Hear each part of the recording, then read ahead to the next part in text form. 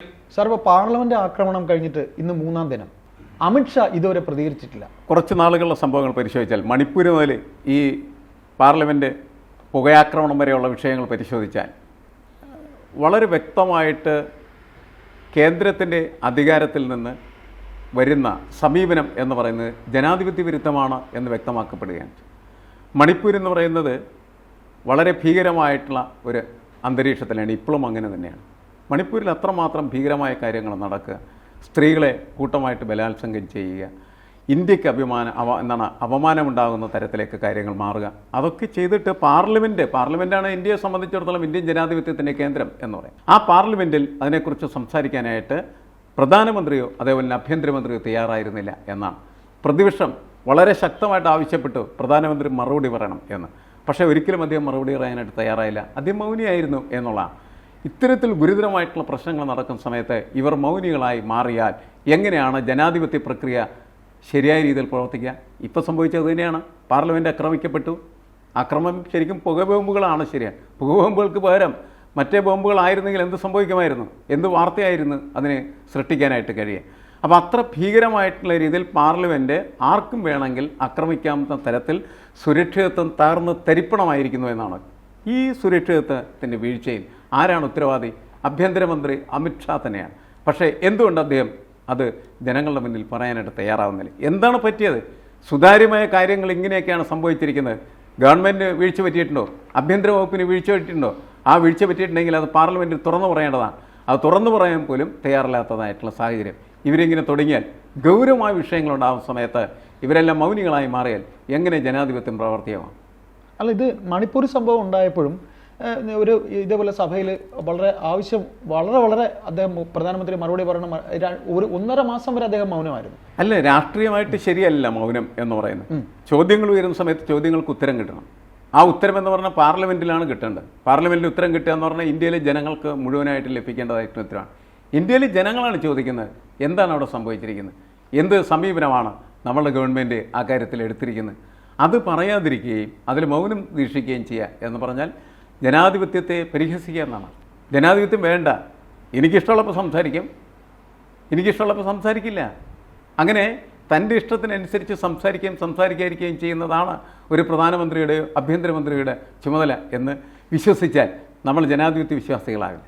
അപ്പോൾ എന്ത് ജനാധിപത്യം എന്ന് ഇത് സ്വാഭാവികമായിട്ടും ഉയർന്നു വരും, അല്ലെങ്കിൽ ഉറക്കെ ചോദിക്കപ്പെടും. അതാണ് ഇപ്പോൾ സംഭവിച്ചുകൊണ്ടിരിക്കുന്നത്. പക്ഷേ പ്രശ്നം നേരത്തെ കേരളത്തിലെ വിഷയത്തിലൊക്കെ നമ്മൾ പറയുന്ന പോലെ ഈ പ്രതിപക്ഷം എന്ന് പറയുന്നതിൻ്റെ അതിൻ്റെ ഒരു ദൗർബല്യമുണ്ട്. ആ ദൗർബല്യമാണ് യഥാർത്ഥത്തിൽ ഭരണകൂടം എപ്പോഴും എന്ത് ചെയ്യുന്നത്, മുതലായിക്കൊണ്ടിരിക്കുന്നത്. അവരതിനെ ഉപയോഗിച്ചുകൊണ്ടിരിക്കുകയാണ് ചെയ്യുന്നത്. ഇന്ത്യ മുന്നണി എന്ന് പറഞ്ഞ ഒരു മുന്നണിയൊക്കെ ഉണ്ട്. ആ മുന്നണിക്ക് ഇക്കാര്യത്തിലൊക്കെ ഇടപെടാനായിട്ടുള്ള ശക്തിയില്ല, ആത്മവിശ്വാസമില്ല എന്നുള്ളതാണ്. ഏകോപിതമായിട്ടുള്ള പ്രവർത്തനം അവരുടെ ഭാഗത്തില്ലാതെ പോകുന്നു. അതൊരു പോരായ്മയാണ്. ജനാധിപത്യ വിശ്വാസികൾ ചോദിക്കുന്ന ചോദ്യം ഇതാണ്: എന്തുകൊണ്ട് ഇന്ത്യയുടെ പ്രധാനമന്ത്രിക്കും ഇന്ത്യയുടെ ആഭ്യന്തരമന്ത്രിക്കും ജനാധിപത്യപരമായി ഇത്തരം വിഷയങ്ങളിൽ പ്രവർത്തിച്ചുകൂടാ? ഇപ്പോൾ പാർലമെൻറ്റ് ആക്രമണം എന്ന് പറഞ്ഞതിനിടയിൽ ഇന്ത്യയെ സംബന്ധിച്ചിടത്തോളം ലോകരാഷ്ട്രങ്ങളുടെ മുന്നിൽ വല്ലാതെ നാണം കെടുത്തിയ ഒരു പ്രവൃത്തിയാണ്. 1975 ഇന്ത്യയിൽ അടിയന്തരാവസ്ഥ പ്രഖ്യാപിക്കപ്പെട്ട സമയത്താണ് നമ്മൾ സ്വാതന്ത്ര്യത്തിൻ്റെ വില എന്താണ് എന്ന് മനസ്സിലാക്കിയത്. അങ്ങനെ നമ്മുടെ സ്വാതന്ത്ര്യം, നമ്മൾ വളരെയധികം മനുഷ്യരെ രക്തസാക്ഷികളായി നേടിയ ഒരു സ്വാതന്ത്ര്യമാണ് ഇന്ത്യയുടെ സ്വാതന്ത്ര്യം എന്ന് പറയുന്നത്. ആ സ്വാതന്ത്ര്യം പുതിയ തലമുറക്ക് അറിയില്ല. അവരുടെ കയ്യിൽ വെറുതെ ലഭിച്ചിരിക്കുന്നതായിട്ടുള്ള ഒന്നാണ് സ്വാതന്ത്ര്യമെന്ന്. സ്വാതന്ത്ര്യം എന്ന് പറയുന്നത് എന്താണ് എന്ന് മനസ്സിലാക്കണമെങ്കിൽ അവർക്ക് സ്വാഭാവികമായിട്ടും അസ്വാതന്ത്ര്യം എന്ന് പറയുന്നത് അനുഭവപ്പെട്ടാൽ മാത്രമേ സാധ്യമുള്ളൂ. ആ തരത്തിൽ ഒരു അസ്വാതന്ത്ര്യത്തിലേക്ക് ഇന്ത്യ പോവുകയാണോ എന്ന ചോദ്യമാണ് യഥാർത്ഥത്തിൽ ഈ വിഷയം നമ്മുടെ മുന്നിൽ കൊണ്ടുവരും. അല്ല, ഈ രാജ്യത്തിൻ്റെ ഇത്രയും ഒരു ആഭ്യന്തരമന്ത്രി അദ്ദേഹം പുറത്തെ ഏതോ ഒരു ചാനലിലാണ് ഇതിനെ സംബന്ധിച്ച പ്രതികരണം നടത്തിയിരിക്കുന്നത്. അപ്പോൾ അദ്ദേഹം എത്രത്തോളം വിലയാണ് സഭയിലെ ഈ അംഗങ്ങൾക്ക് അദ്ദേഹം നൽകിയിരിക്കുന്നത്? അല്ല, പാർലമെന്റിന്റെ പരിപാവനമായിട്ടുള്ള തലമാണ് പാർലമെന്റ്. അതെ, അവിടെ മറുപടിയല്ലേ പറയേണ്ടത്? ജനാധിപത്യത്തിന്റെ ഈ പരിപാവനമായിട്ടുള്ള ഭൂമിയിൽ ആണ് മറുപടി നൽകേണ്ടത്. പാർലമെന്റിന് അത്ര വലിയ പ്രാധാന്യമുണ്ടെന്ന് നമ്മൾ മനസ്സിലാക്കേണ്ടതാണ്. അതാണ് ഇന്ത്യൻ ജനാധിപത്യത്തിൻ്റെ ഈ പരിശുദ്ധമായ കേന്ദ്രം എന്ന് വിശേഷിപ്പിക്കപ്പെടുന്നത്. ഈ പരിപാവനമായിട്ടുള്ള തലത്തിൽ വർത്തമാനം പറയാൻ അവർ തയ്യാറില്ല. പാർലമെൻറ്റിൽ ആരോട് ഉത്തരവാദിത്വം പറയേണ്ടതില്ല എന്നവർക്ക് തോന്നുന്നു. ഒരു ചാനലിൽ പോയിരുന്ന് വർത്തമാനം പറയുന്നു. ഏറ്റവും തെറ്റായിട്ടുള്ള രീതിയിൽ കാര്യങ്ങൾ ചെയ്യുകയും അത് തന്നിഷ്ടത്തിനനുസരിച്ച് കാര്യങ്ങൾ ചെയ്യുകയും ചെയ്യുമ്പോൾ അത് ജനാധിപത്യ വിരുദ്ധമായി തീരുകയാണ് ചെയ്യുന്നത്. ഒരു ഭരണാധികാരി അയാൾക്ക് ഇഷ്ടമുള്ളതല്ല ചെയ്യേണ്ടത്. ഭരണഘടനാ സംവിധാനത്തിനനുസരിച്ചാണ് പ്രവർത്തിക്കേണ്ടത്. ആ സംവിധാനമാണ് അദ്ദേഹത്തിൻ്റെ ഭാഗത്തു നിന്നില്ലാതെ പോയിരിക്കുന്നത്. അതാണ് ചോദ്യം ചെയ്യപ്പെടുന്നത്.